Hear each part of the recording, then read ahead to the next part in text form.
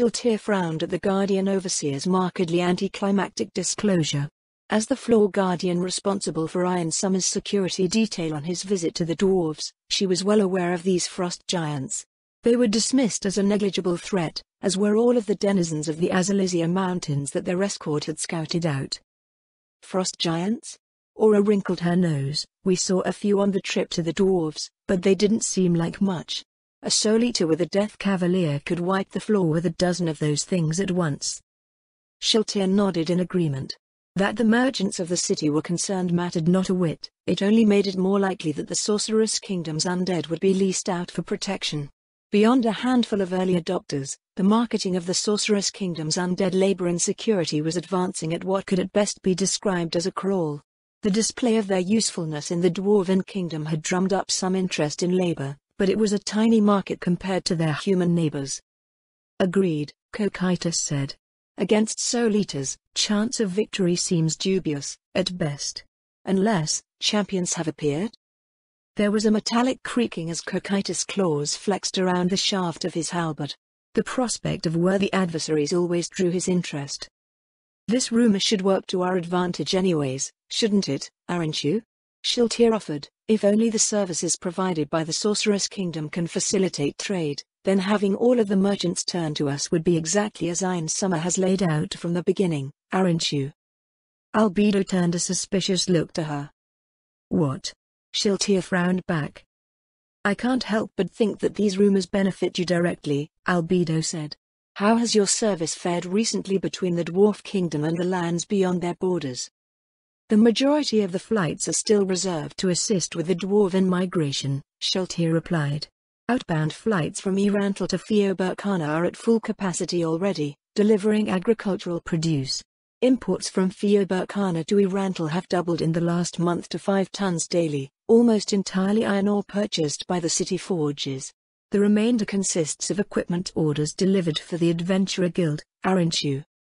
A long silence followed her summary, and Shiltir frowned as she looked around. Did I say something wrong? No, Albedo replied, I just didn't expect anything so concise coming from you.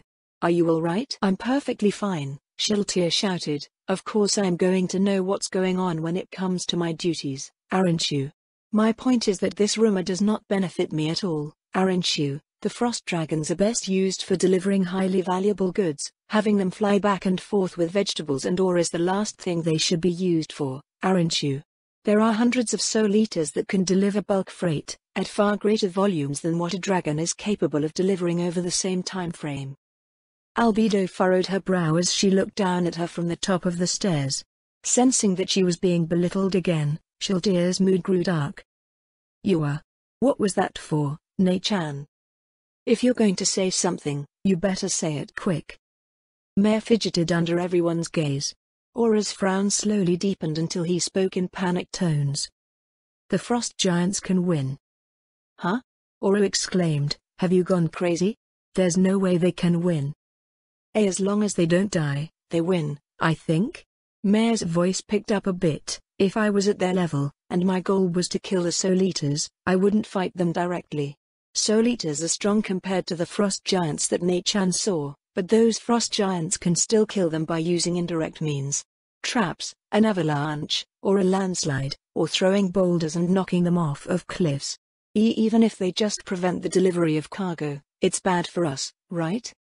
Thoughtful looks appeared on many of the NPCs' faces. Pandora's actor was the first to speak. It appears that Mare has been picking up all sorts of useful knowledge from managing the adventurer training area, he chuckled.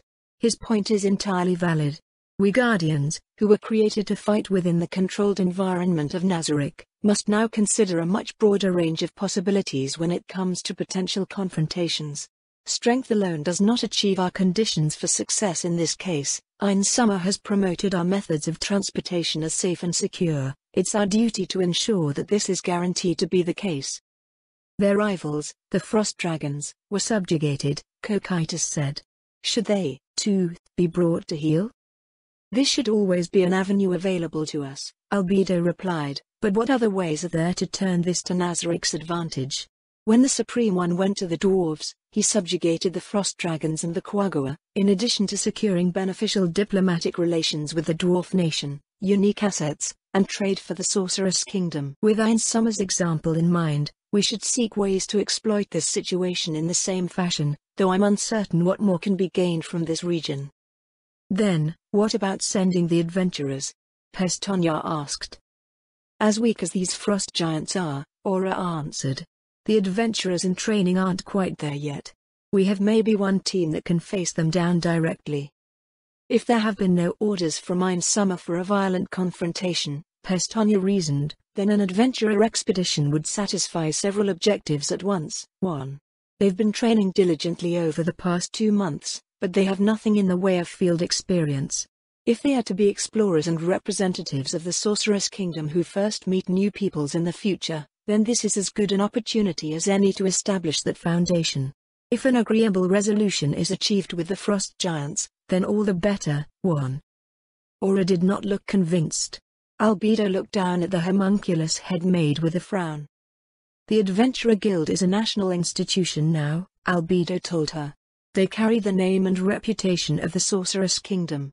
If they are committed to an expedition and fail, it will reflect poorly on the nation. Pestonia's idea does hold merit, however, Pandora's actor said.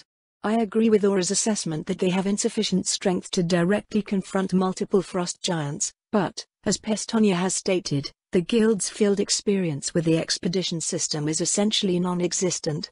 Rather than the stated goal being to establish contact with the frost giants and secure their cooperation, we can include this as one of many objectives that may or may not be fulfilled as a part of a greater exercise. The Adventurer Guild and the apparatus that supports it is thus far entirely untested when it comes to their actual purpose, so the main goal would be to establish the proper protocols for future missions. Mayor, Albedo turned to address the Dark Elf Druid. Do you believe that this is a wise course of action? Is the Adventurer Guild ready for this? MMH, if they're forced to fight the Frost Giants, they'll die or at best be made to flee. Everything else, though, I think is correct.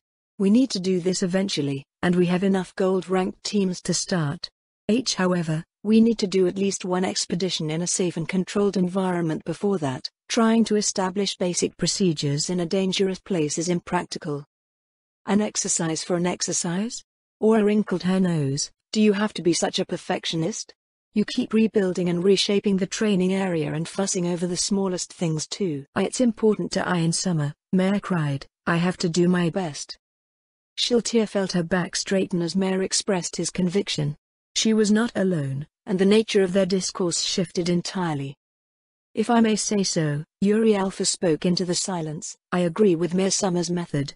Cramming too much into the adventurer's curriculum would be counterproductive. Blindly sending them out as they are would be essentially throwing them into a deadly live-fire exercise before they've even established what they are supposed to be doing under normal circumstances. I didn't say it wasn't important, Aura said, just, All right, what do you want to do, then? Draw up the teams for the expedition and outline the objectives. Mare replied, once we've found a suitable location, we'll see how they do and develop our methods from there. Mare's words were simple enough, but they understated the sheer amount of work involved for both the expedition members and those overseeing them. Shiltir had the feeling that she would be opening a lot of gates for this exercise. Then do you have a location in mind for this exercise? Albedo asked. Somewhere in the Great Forest of Tob, perhaps? No, Mare shook his head. There's still a lot of interference in the Great Forest. I have another place I've been eyeing, an unclaimed forest inside the Sorceress Kingdom's borders that should be mostly safe for gold-ranked adventurers. There's someone nearby that should be able to help out with parts of the planning that the adventurers wouldn't normally think of as well. For all of his outward shyness, Mare actually interacted with quite a few of the citizens, mostly the adventurers under his management and the landowners in the rural regions that he performed soil management and weather control for. He tended to be received well wherever he went, unless he was dumping vermin on hapless adventurers in training. Shiltir conjured a map of the Sorceress Kingdom in her head, and she immediately recognized the location he was referring to and who he had in mind. Someone, you don't mean? Mare nodded in response to Shiltir's unfinished sentence. It'll be around the summer harvest, so she'll be nearby overseeing things anyways. Why, you don't mind if I borrow her, right? Not at all, she replied. Just keep in mind that she has her own duties to attend to. Knowing her, though, she will make time for you. Thanks. The Guardian Overseer's gaze went from Shiltir to Mare, then to Pandora's actor for some reason.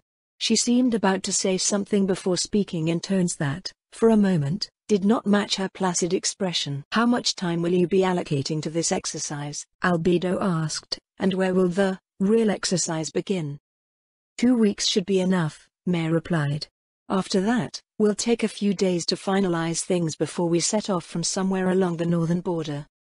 The northern border? Albedo tilted her head curiously. Why not start from one of the dwarf cities?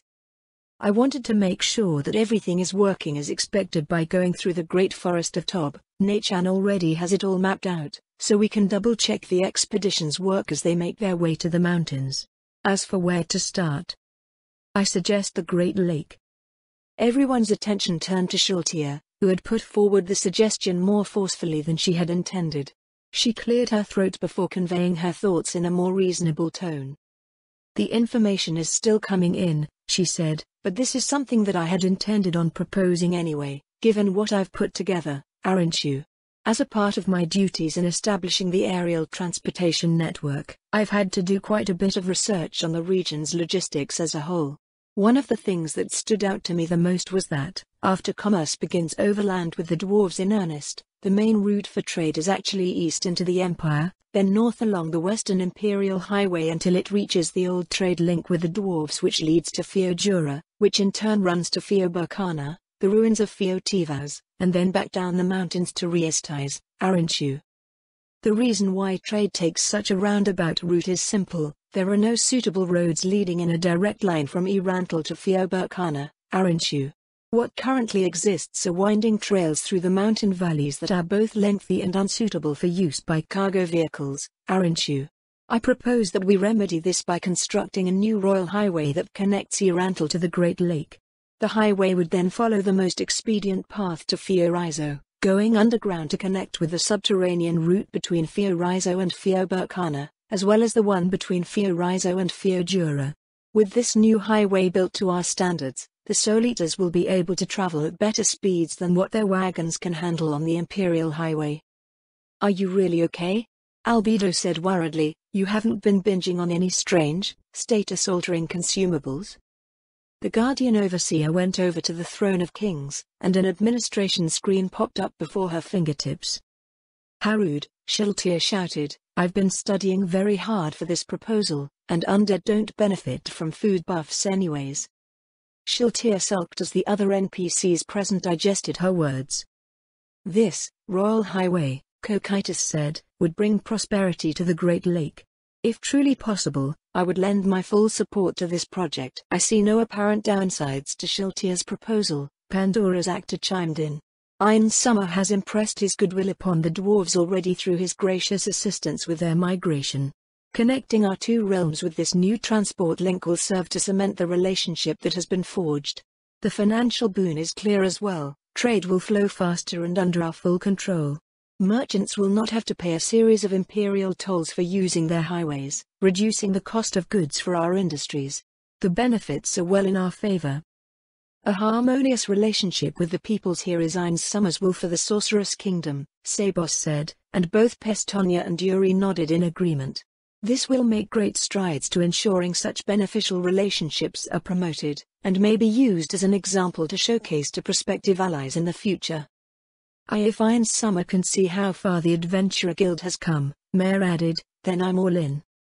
This meeting has dragged on for way too long, Aura yawned.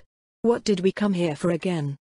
They realized just how far they had digressed, and Albedo cleared her throat. I don't see any problems with the Adventurer Guild exercises, but the proposal for a new royal highway is a more weighty matter and should be cross-examined at length. As for why everyone was originally called here, no one has any information as to where these frost giant rumors are coming from. Several have approached Momin on the matter, Pandora's actor said and looked to Nabril, who also nodded slightly, and Nobbe as well. Dwarf merchants have been arriving for some time now, so I considered them the most likely source of this information as a whole. I don't consider such rumors overtly belligerent, but it is possible that they are indirectly attempting to improve road security. The two races do not overlap in their spheres of influence otherwise. At least an understandable motive exists if this is the case, Albedo said. Has anyone else heard anything about this? A long silence hung over the throne room as no one else could come up with anything else. Albedo let out a long breath. Very well, then. Everyone is to maintain vigilance in regards to this matter. Pandora's actor, use moment's influence to smooth out any unrest this might cause. Of course.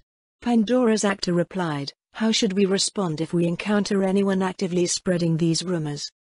Forcefully suppressing widespread gossip will simply lend credence to it, Albedo said. If you discover anyone maliciously doing so, however, mark them to be collected by the authorities.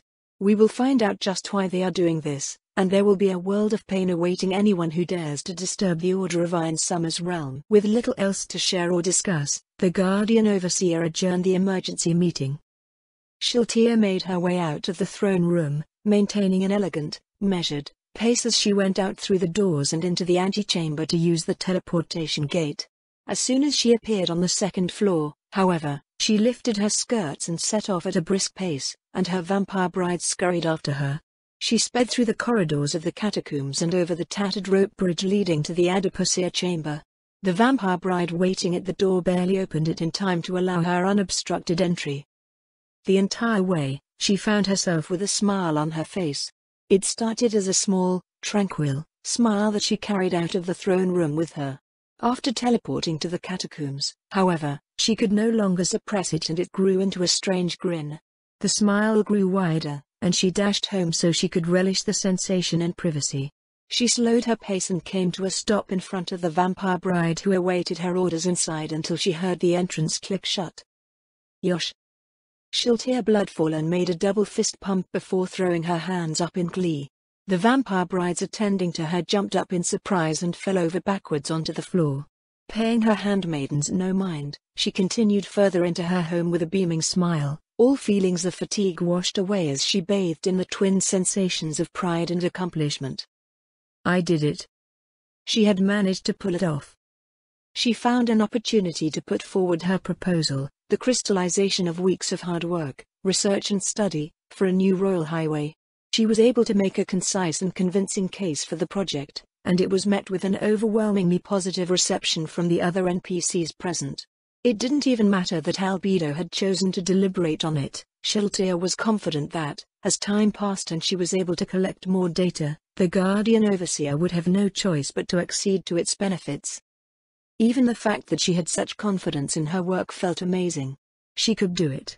She could come up with her own accomplishments and be even more useful to her beloved. Her crimson eyes glimmered with excitement as she prepared to head out to make her routine checkups at the various posts where her vampire brides worked. The first stop would be Iranthal. Shiltea turned to look at her bed, where the scented Iron Summer doll lay. She felt that she was on a roll, so she gently picked it up and added it to her inventory in hopes that she could find a way to exorcise the demon stink possessing it. After collecting the rest of the things she needed, Shiltea left Nazarick with Hanzo escort in her shadow, using a teleportation gate to reach the surface before opening a gate to Iranthal's central district. She arrived in the gazebo with the mid-morning sun casting its light over the surrounding gardens. Strolling out with a pleasant smile on her face, she organized her thoughts. Ludmilla was in the city.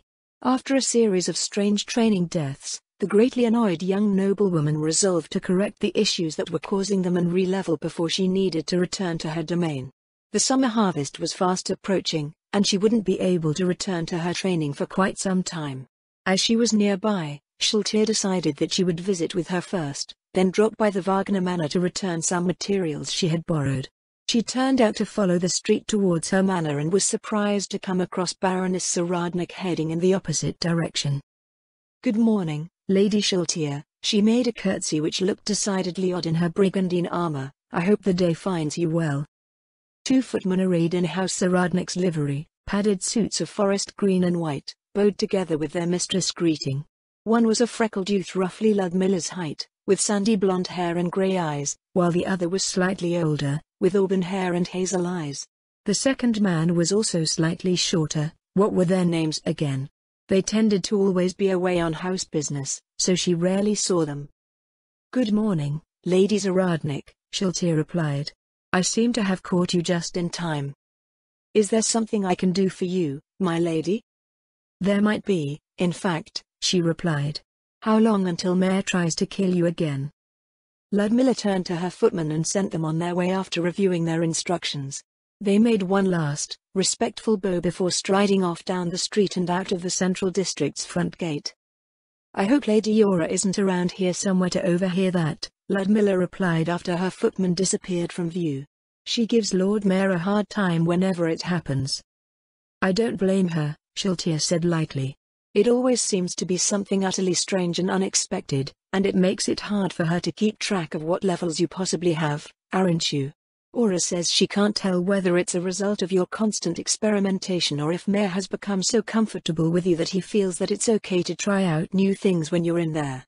Perhaps it's both. You two just feed off of each other, leaving swathes of devastated adventurers in your wake with all the improvements to the training area that result from your antics. I believe it's to everyone's benefit that Lord Mayor continually improves upon his work. It's often a painful experience, but the ultimate goal of the training area is to produce adventurers that are unmatched anywhere else. As for my end, I'm continuing in my efforts to figure out why I am experiencing these problems so regularly. This suit of armor I ordered from Mazmit's forge finally came in, so hopefully it will help in some way. It would be a pleasant change, aren't you? You're supposed to go up in levels, not revisit them every week? Shiltir turned around and made her way in the direction of the Wagner Manor, crossing the main promenade to the eastern side of the central district. Ludmilla fell in step beside her. You're in quite a good mood today, my lady. Is it that obvious? It's quite infectious. Ludmilla's slight smile reflected her good humor. Did something good happen? Yes, and I plan on running with it around soon. Speaking of which. She reached into her inventory and withdrew her Iron Summer doll. Ludmilla looked down at it curiously. This is, His Majesty? She said, it looks a bit like the statue at the Great Lake. Is someone selling these? It's very cute. No, it's limited edition, aren't you? Jen, Tay, Heen? Ludmilla's mouth slowly formed over the words. I suppose you could say that it's custom ordered. I see. What about that scent? Her vassal wrinkled her nose. It's not one of yours, and it smells like someone soaked the poor doll in, whatever it is. That bad, huh? Shiltir sighed. I'm actually not sure, my lady, Ludmilla admitted. You're not sure? Shiltir frowned. You detected the odor, did you not, Arinsuka? My senses deteriorate and improve as I die and retrain, Ludmilla explained. It's been happening so often recently that there's no time to adjust to the changes, and I'm not too sure what is supposed to be normal anymore. The ebb and flow of my strength and capabilities have been compiled into quite a convincing argument for the existence of these levels you've described, and how they directly influence the performance of the Adventurer Guild's members. I assume this odor is something you want removed, my lady. That's exactly right. Do you know of any local methods? What have you tried, so far? I've had it soaked, washed and aired out a half-dozen times. Nothing my attendants try seems to help, aren't you? What about magic? A clean spell by a local magic caster is easy to access and does not cost much. Actually, since we seem to be heading in that direction anyway, Wagner has a few maids versed in divine magic. She has clerics as maids? This seems oddly familiar somehow. I would not go so far as to call them clerics, my lady, Ludmilla replied. They are casters of the first tier of divine magic, but, for the most part, they've learned what is useful for their occupation. Her maids can conjure basic supplies, provisions and use various forms of utility magic. They also have some healing magic to respond to accidents and such, and are capable of using wands containing divine magic of all sorts. I've not heard of noble households in Riastais employing magic casters before, Shiltir said. Even the ones around here appear to just be mundane servants, aren't you? I hadn't either, Ludmilla nodded, until I came to know Wagner. Village priests will attend to the local lord, but generally as a part of their wider duties to the communities that they serve. According to her, The existence of household retainers that cast magic is due to the nobles who have attended the Imperial Magic Academy. After graduation, many of these nobles pursue the traditional paths, filling prestigious positions as higher-ranking household staff under more powerful noble houses. House Wagner thought that this was, in general, an excellent idea and applied it to promising members of their own common staff. The key difference being that, while graduates of the Imperial Magic Academy are arcane casters, House Wagner's maids are divine casters who learned from the local temples. Considering their access to healing magic, I would say that having divine casters in the household is the more practical of the two. I suppose that makes sense, Shiltir said. Why don't the other noble houses do this? There appear to be no downsides to the practice. There are probably a few reasons, Ludmilla replied. The first is that House Wagner is simply far more progressive than the other noble families in Riestais. As a merchant house, they have a far more cosmopolitan outlook than even the citizens of Eranthal, which is itself a center of trade. Whenever I'm exposed to that side of her, I just feel like some backwards noble from the edge of nowhere. Actually, I suppose I'm basically that. Her vassal offered a self-deprecating smile, but Shiltir knew that she was worth more than what she portrayed herself as. Time and again, she had proven a quick study, adopting new ideas and implementing them effectively. Mayor had nothing but good things to say about her as well, even going so far as to choose her to assist with the upcoming expeditionary training. As long as she continued to absorb information and ideas, it wouldn't be long until she caught up to whatever she was using as an example. What were the other reasons, Arinsuka? Shiltir asked. Another major reason that comes to mind is that Riestais is a secular state by law, Ludmilla answered. Arcane magic is not promoted like it is in the Empire, so it is seen as not much more than a curiosity or a convenience for daily life. This makes divine casters the only real option, and having a battery of priests in a household can be construed as an avenue for unlawful influence over the administration for the temples. I see. Is this something you believe as well?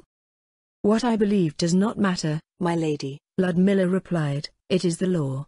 Being a follower of the Six, I am constantly balancing the tenets of my faith with my duties as a noble. I think that things are going well enough so far, but I can easily see how a persistent priest in one's household could influence decisions that they have no legal right involving themselves in. A fully ordained member of the clergy would face similar dilemmas between duty to faith and duty to secular law. I would only accept the services of such an individual if they had already proven themselves capable of keeping these duties separate. Someone like your lady's maid, Arinsun? A surprised look briefly passed over Ludmilla's face. That is correct, Amelia is actually doing just that right now. Your maid is becoming a cleric. Shiltir smirked. Has she finally just decided to go off and join you on your adventures? I don't know if she'll become a full-fledged cleric, my lady, Ludmilla replied, but she's spending her free hours at the cathedral learning what she can. Due to much of our menial household labor being performed by the undead, my maids have had a lot of free time on their hands with as little as goes on in my domain compared to the other nobles. When Amelia learned of Wagner's caster maids, she decided that it was the perfect complement to her position and begged me to let her make the attempt. That's interesting, Arinsu. Is anyone else doing this? House Gonnier has been close to House Wagner for generations, so they've had them for decades too. Corlin has sent a few of her most capable and loyal servants to learn from the temples as well. As for the others, I can't say that I've seen or heard of anything along those lines. Yet the conditions seem simple enough, Shiltir noted. Trustworthy retainers and the resources to support their training. There must be something else holding things back. The last major reason why such servants don't exist in Riestais is actually one that would exist in the Empire as well, Ludmilla said, something to do with what I mentioned previously. Members of the nobility, traditionally, do not learn magic in this region of the world. It is the Imperial Magic Academy that produces nobles learned in magic. Those nobles, in turn, go on to occupy their traditional roles as retainers under higher-ranking houses. That is how magic-casting household servants in the Empire came to be. Imperial policy and regional noble traditions common to both Riestais and Baharuth have combined to manifest in these individuals. With no such institution in Riestais, similar developments are practically impossible. The nobles who aspire to serve in higher households do not learn magic, and common folk who obtain magic casting ability seek their fortunes elsewhere, mostly becoming tradesmen, sometimes adventurers. For our part, we've simply imitated the concept with the means available to us rather than coming up with it as a matter of course. Yet in your efforts to imitate this concept, you've decided that your own product, divine maids, are superior to arcane maids, aren't you? I'm certain that both carry unique benefits, but, yes, I believe that divine maids have a more complementary set of advantages when it comes to domestic household duties, my lady. I wonder what Nobby would think of this, Shiltir said absently. Nobby, of darkness? Ludmilla's expression turned thoughtful. I've heard some rumors floating around about Momin actually being a noble or even royalty from some distant nation, and Nobby is his attendant. I suppose if she is, it may be worth asking for her opinion. Digging around too much might be considered rude, Shiltir warned her. If you do plan on consulting with her, you should be careful with what you ask. Yes, of course, my lady, Ludmilla nodded. I wouldn't want to be seen as prying into their lives. With the Wagner manor looming before them with its extended grounds, they made the rest of the way in silence. A pair of footmen stood before the gate. They straightened at their approach and bowed deeply. Minister Bloodfallen, the elder of the two, greeted them. Baroness Saradnik, Lady Wagner has been expecting you. The younger footman opened the gate, while the other led them to the main entrance of the manor. I don't recall calling ahead, Shiltir whispered over to Ludmilla. Ah, that was me, my lady, she replied. I let them know we were on our way while we were walking here. I hope you don't mind. It was the proper thing to do, Shiltir told her. You've certainly grown accustomed to using your abilities in daily life. They're quite convenient where they can be prudently used, Ludmilla said. Though it's only been a short while, I can't imagine not having them now. The footman opened the tall oak door and Baroness Wagner curtsied in greeting with a maid at her side. Good morning, Minister Bloodfallen, Lady Zaradnik, she said. I hope the day finds you well. Good morning, Lady Wagner, Shiltir smiled. I hope that I'm not imposing on you. Of course not, my lady. Leanne Wagner rose with a smile. Please, come in. I've had a room prepared for us. With a swirl of her shortened pastel skirts, she led them into a drawing room where some light refreshments awaited them. Shiltir seated herself on a firm, yet comfortable, couch, and the two noblewomen followed suit.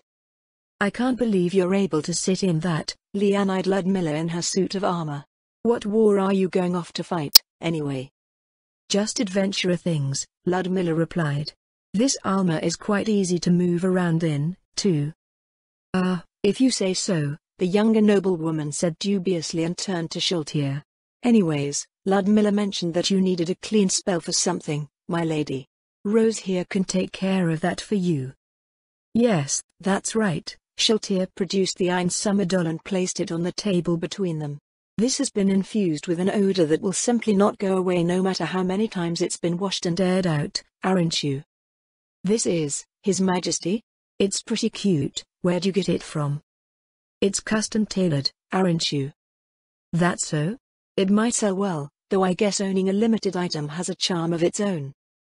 As expected of Baroness Wagner, Shiltir replied, you have quite an eye for these things. He, always. Leanne grinned, let's see if we can get rid of this stink for you.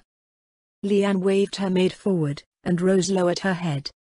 Pardon the intrusion, Lady Shiltir, the blonde-haired maid said as she extended her right palm towards the plush doll. Clean.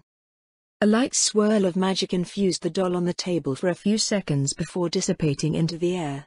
Shiltir reached out to take the Einsummer doll and brought it up to her nose. She inhaled lightly. The smell was gone. Just to make sure, she pressed the doll to her face and inhaled deeply. Not a trace of Albedo's obnoxious musk remained. What tier of magic was this Aransuka? She asked, and looked up to Rose. Clean is a utility spell of the first tier, my lady, Rose answered smoothly. The Guardian Overseer, defeated by a first-tier spell. The day kept getting better and better. Beside her, Ludmilla withdrew a small coin purse from her infinite haversack. How much does this service cost? She asked. Even in armor, her vassal had slipped into her role as a lady-in-waiting. Cantrips and first-tier spells are the same price since they use the same amount of mana, Leanne replied. 1 copper. Ludmilla fished a copper coin out of her purse and placed it on the table. Leanne looked down at it strangely. Is something the matter?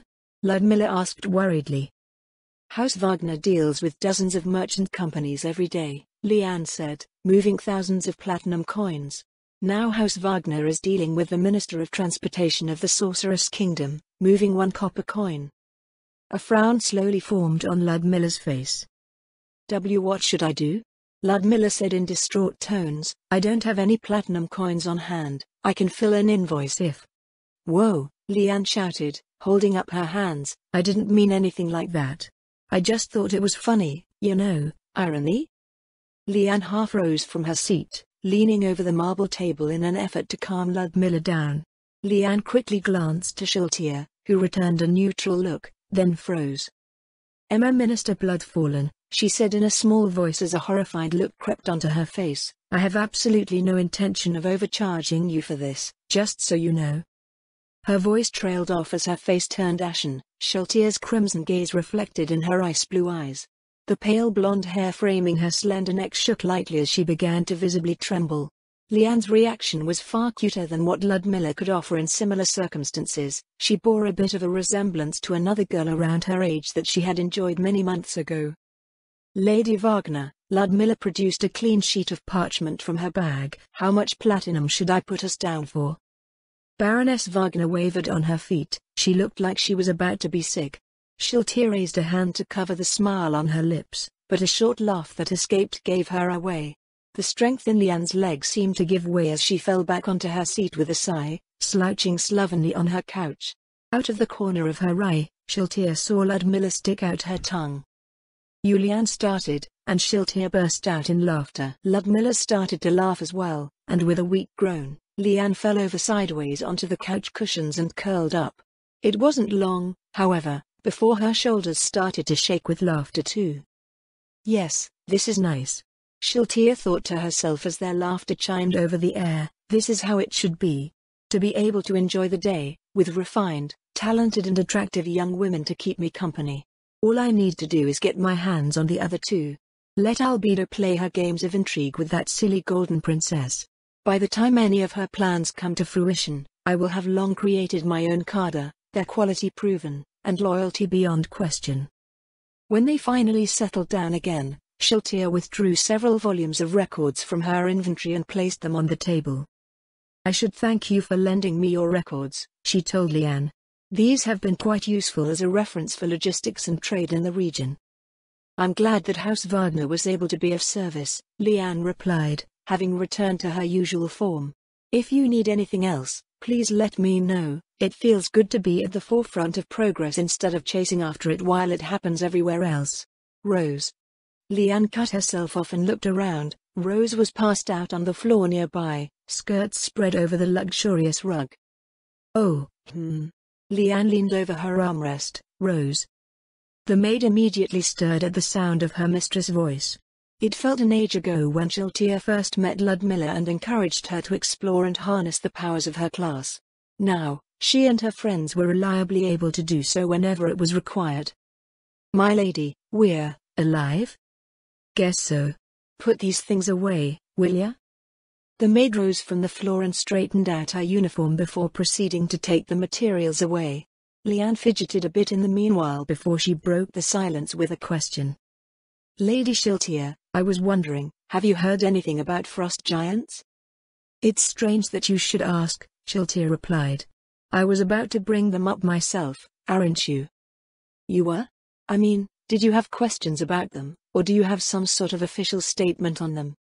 Perhaps a bit of both. On matters of transportation and security, I probably have the answers you seek. The royal court has several questions that they are trying to find answers for as well, aren't you? Oh, that's a relief. Leanne stood up and walked over to a mahogany cabinet along the wall, drawing out a pen and some parchment. Quite a few petitions from various associates of House Wagner have been presented to the administration, but no one's received a reply so far. Leanne reseated herself and looked up at her. How would you like to start? Leanne asked. Forming a common foundation of knowledge should be the first step, Ludmilla said. Yes, Shiltir agreed. The Prime Minister only handed off the query to the rest of us at the end of her initial investigations, so what I have so far has the feeling of having been handled halfway, aren't you? We've only been able to trace the source of this frost giant issue, in the form of a widespread rumor that has permeated the merchant population. That sounds about right, from where I stand, Lian nodded. Starting about 4 days ago, several of the merchants working for House Wagner all approached me with the same rumors. Over the next few days, even more merchants came to me. A bunch of those didn't even work for us, they were just associates, even rivals in some fields. Then, my contacts from the Empire started asking about it starting yesterday. Ludmilla made a sound from the side at Lian's account. Yeah, Lian said, rumors fly really fast when profit and risk are involved. Just by keeping track of who is contacting me, and when, I can see how fast this news is rippling out from Erantal and spreading all over the Empire.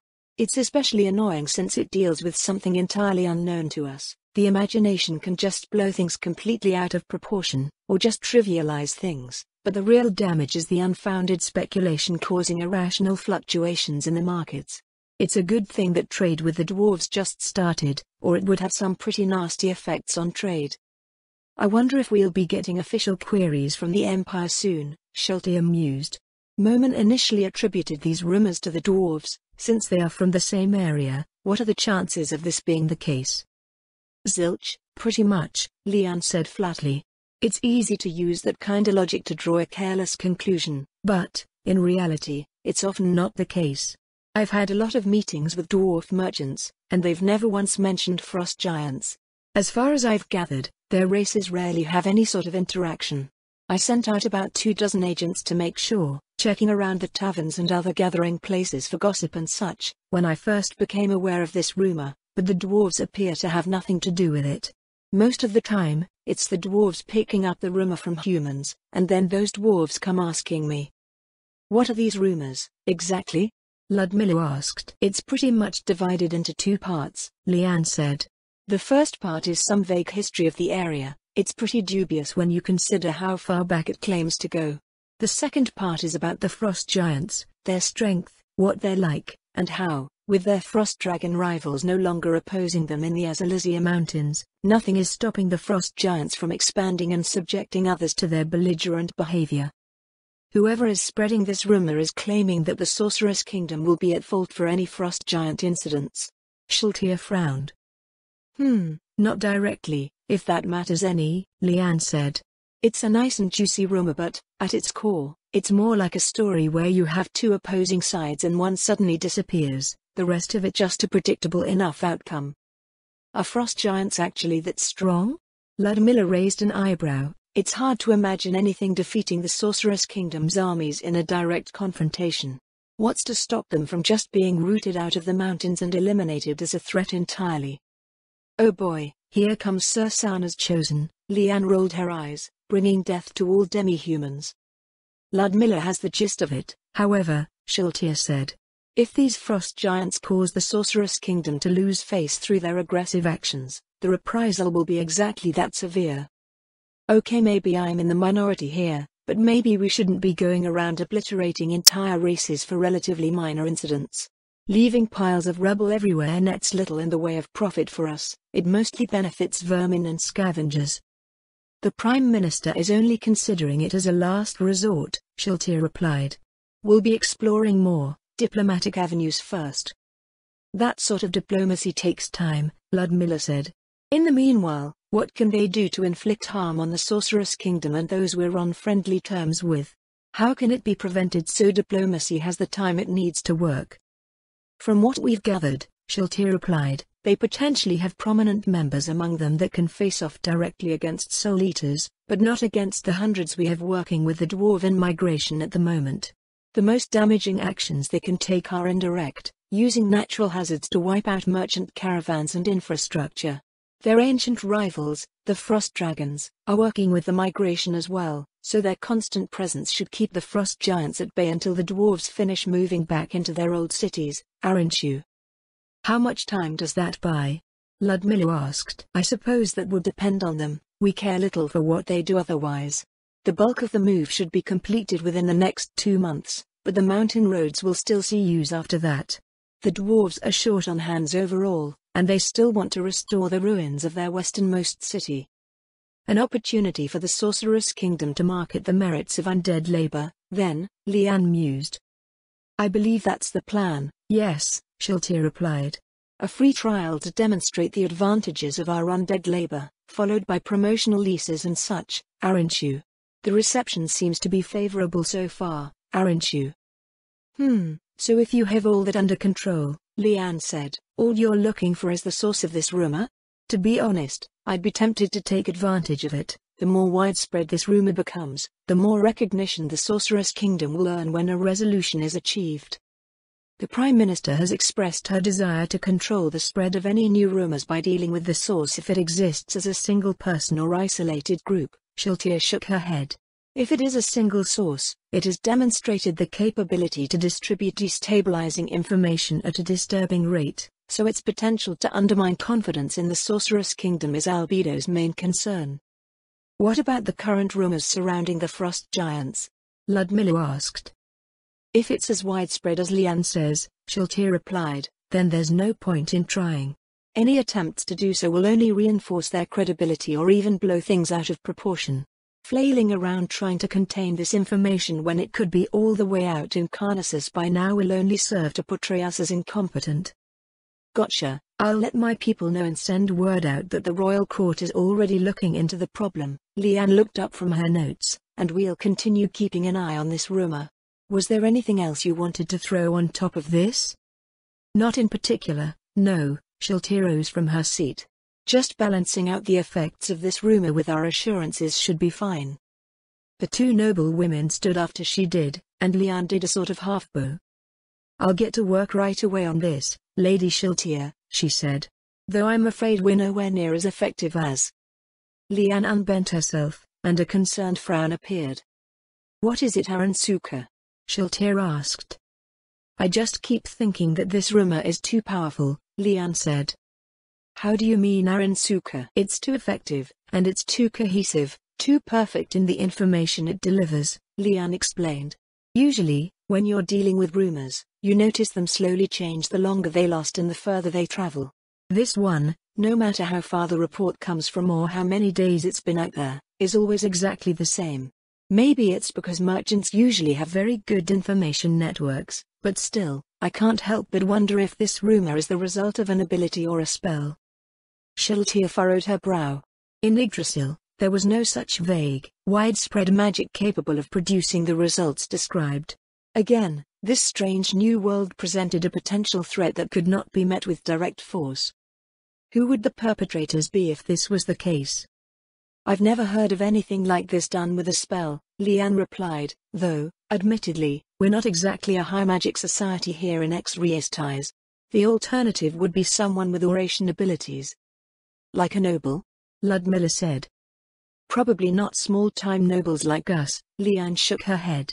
Sometimes you hear stories about great nobles galvanizing their people with stirring speeches or fantastic deeds and such, but I don't think any of us have been going around doing that recently. The other options would be commanders, preacher types and performers. I can't say for sure, but it's probably not the first two since they probably have no stake in planting such a rumor. We may just have had a wandering minstrel or something that rolled through the city and spread the tale with no particular intent to ruffle any feathers, as insanely irresponsible as that would be. I'm not sure about the extent of their abilities, however. We'd have crazy information flying all over the place if every bard could pull this sort of thing off. Maybe one of the guilds can answer that question. Lian and Rose accompanied them back out to the street in front of the Wagner Manor, where they parted ways. Far to the north, clouds dark with rain were rolling in over the foothills. It looks like Mare went to change the weather before heading to the Adventurer Guild, Shiltir noted. Speaking of which, weren't you supposed to be going there when I came across you, Aransuka? I usually head out an hour or two early to take a look around the markets, my lady, Ludmilla replied. Is there anything else I can help you with?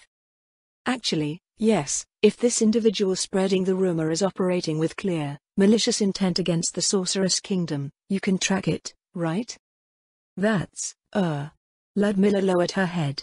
Apologies, my lady, but I lost that ability. When did this happen? Around my first or second death. There was a hint of annoyance in Ludmilla's voice. They happened within a day of each other. I was knocked straight back down to iron rank, at least that's where they tentatively placed me. I didn't even realize it was gone until I tried using it sometime later. So you lost whatever class level it was that conferred the ability, Shiltir said. Have you been able to get it back at any point?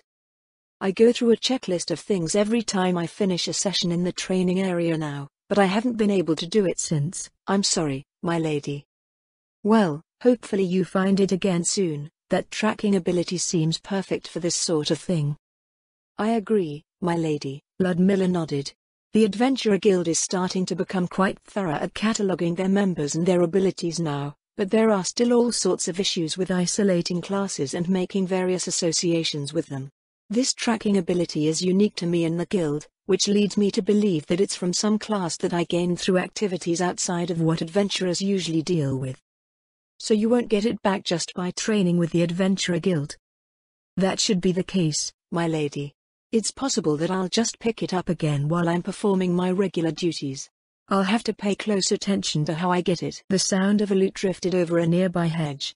When they crossed an opening to a garden nearby, they saw a bard entertaining a small group of wealthy patrons. Shiltir slowed her steps to listen to the lyrics being sung, but it was just some exaggerated tale about adventurers hunting some local monsters, a pack of trolls and some other low-level forest creatures.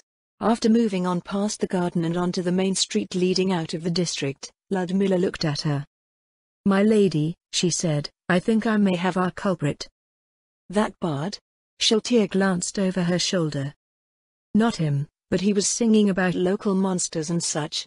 To have such knowledge of the frost giants, who live in relative isolation within the Azalisia Mountains, the source of the rumor should also be from a local of that region, no. Well, traffic from the Dwarf Kingdom is starting to pick up now, Shiltir said. So you're saying this is the work of a dwarf bard, Arinsuka? A frost dragon bard, Ludmilla replied.